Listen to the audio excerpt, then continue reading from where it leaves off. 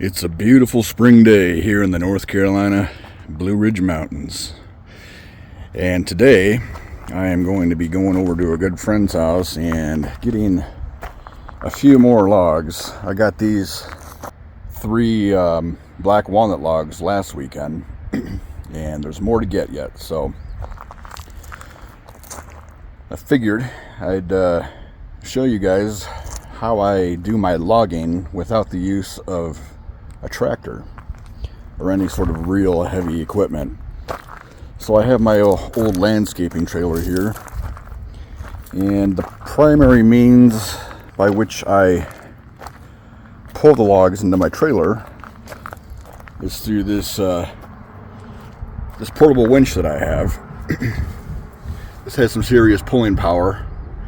I have it semi-attached to my trailer just through this old couple pieces of 2x4s that I have attached with some pretty heavy bolts going through, and surprisingly that actually holds. The other thing that I do is, depending on the situation, is I'll use this 10-foot long yard slider sled that I bought about a year ago when I had to do some serious log moving with my quad. This thing actually works really nice. Helps if your log is, you can cut your log into 10-foot increments. You just put them on the sled. I have to use those ratchet straps to hold the log on the sled because I'm working on very uneven terrain with some steep hills and such. So yeah, this works nicely. What I do is in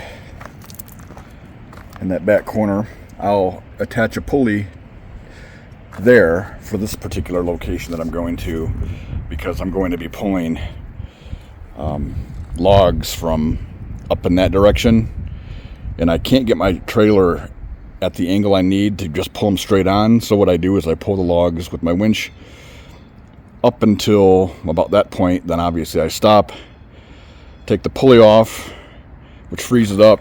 Then I can pull the log the rest of the way onto my trailer here. As far as the other equipment that I use, obviously my trusty steel chainsaw that I've had for probably, at this point, 15, 16 years. That thing never fails me. I got a 150-foot rope.